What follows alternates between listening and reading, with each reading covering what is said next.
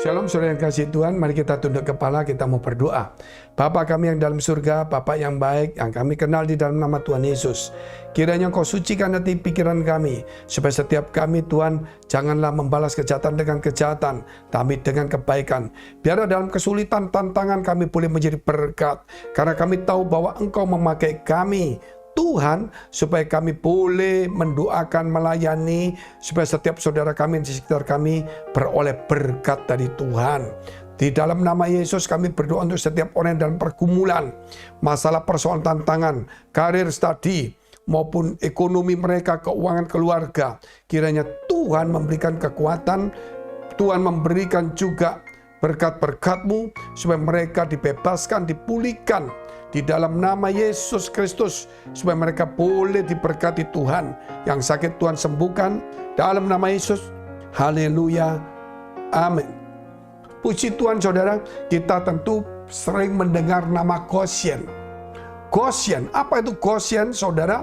Itu terdapat dalam kitab Kejadian 45 ayat 1-11. Yaitu ketika suatu hari Yusuf yang bermimpi bahwa ada ditunjukkan 11 bintang dan bulan, matahari itu menyembah kepada dia. Akhirnya orang-orang menangkap, wah berarti 11 bintang itu berarti saudaramu, karena jumlahnya ada 12 saudara, suku Israel. Berarti 11 itu akan menyembah Yusuf saudara. Dan kemudian kita juga melihat bulan, matahari menunjukkan ayah ibunya, sehingga saudara-saudaranya marah saudara, miri dan mulai tidak suka. Akhirnya Yusuf dilemparkan ke sumur. Akhirnya Yusuf itu dijual.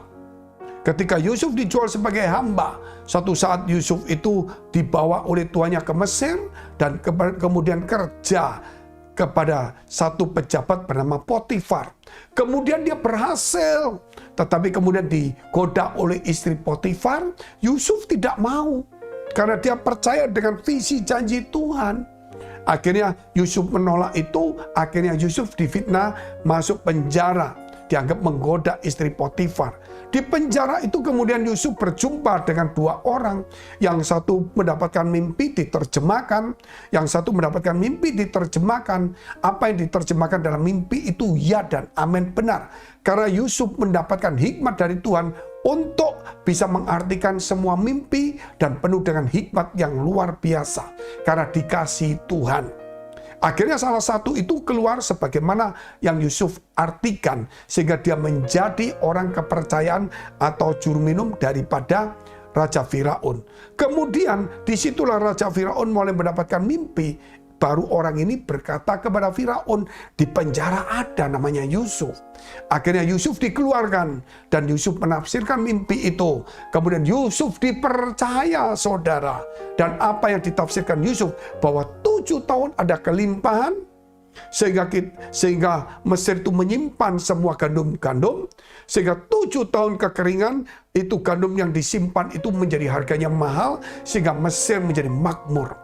Dan kemudian Firaun mencintai, mengasihi Yusuf, dan Yusuf kemudian diangkat menjadi orang nomor 2. Dan sungguh ada kelaparan yang terjadi. Di mana itu? Di Israel. Sehingga Yakub dan anak-anaknya semua mencari makanan di Mesir. Dan Yusuf menjumpai dia. Ketika Yusuf menjumpai dia, Yusuf tidak mau memperkenalkan namanya. Tetapi kemudian Yusuf menahan yang seorang bernama Benyamin, adiknya dia. Dengan alasan bahwa mereka itu mencuri. Ya. Ternyata kemudian mereka disuruh pulang. Mereka membawa ayahnya Yakub. Ketika membawa ayah Yakub, disitulah kemudian Yusuf memperkenalkan dirinya. Bahwa akulah Yusuf.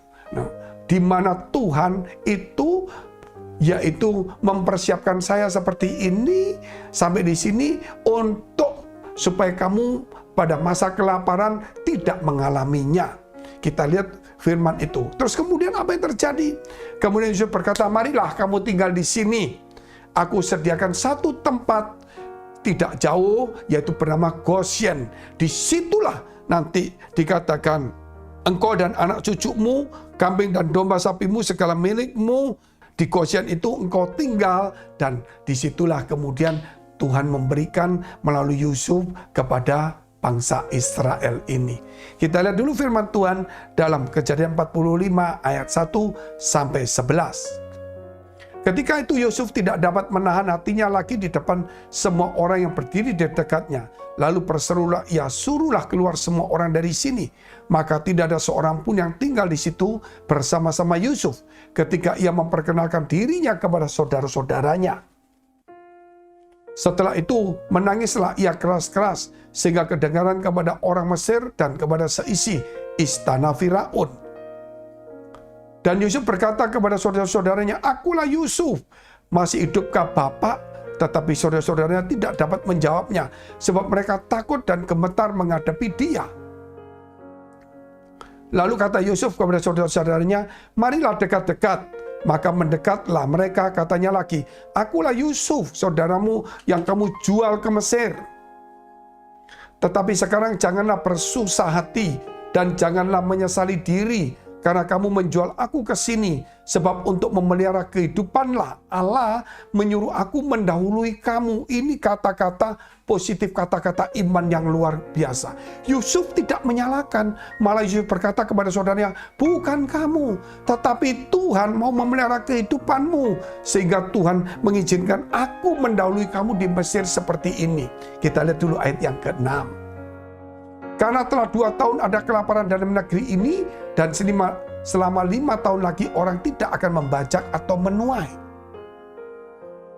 Maka Allah telah menyuruh aku mendahului kamu untuk menjamin kelanjutan keturunanmu di bumi ini, dan untuk memelihara hidupmu, sehingga sebagian besar daripadamu tertolong. Jadi di sini Yusuf sangat luar biasa. Dia mengatakan bahwa bukan kamu, tapi Tuhan ya menjamin kelanjutan dari bangsa ini, keturunan kita, sehingga seakan-akan engkau menjual aku, padahal itu Tuhan yang mengutus melalui seperti itu.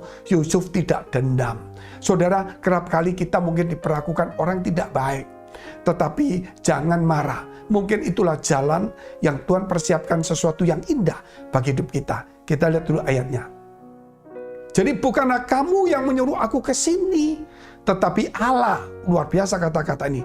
Dialah yang telah menempatkan aku sebagai bapak bagi Firaun dan tuan atas seluruh istananya, dan sebagai kuasa atas seluruh tanah Mesir.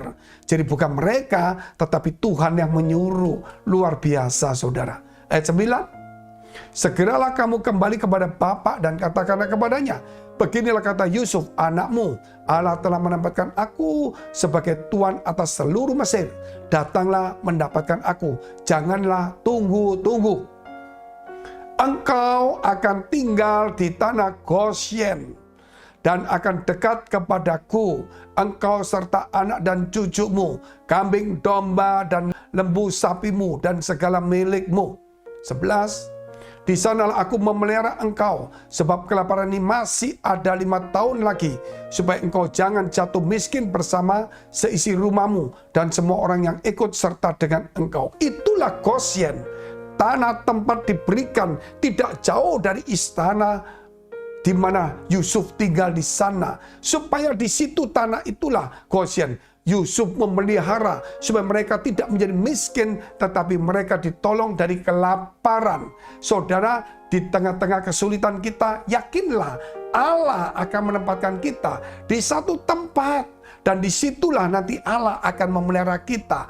Yang penting, saudara, biar hati kita tetap bersyukur, tetap taat kepada Tuhan. Yakinlah Tuhan itu memelihara. Sehingga dikatakan, serahkanlah segala khawatirmu kepada Tuhan, sebab Ia yang memelihara kamu.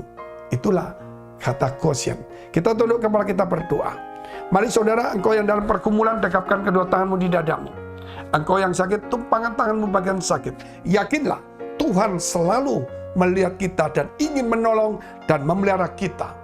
Di dalam nama Yesus, engkau dalam pergumulan, masalah, persoalan, tantangan, baik keluarga, rumah tangga, kesehatan, baik itu sakit penyakit maupun studi karir, keuangan. Biar hari ini Tuhan memberkati kamu. Biar Tuhan menyertai. Tuhan memberikan tempat untuk memelihara kita. Biar di Goshen rohani, Tuhan menempatkan kita semuanya. dan kau yang sakit menjadi sembuh dalam nama Yesus. Haleluya. Amin. Jika saudara masih membutuhkan pelayanan doa dan konseling, silakan hubungi nomor tertera. Tuhan Yesus memberkati. God bless.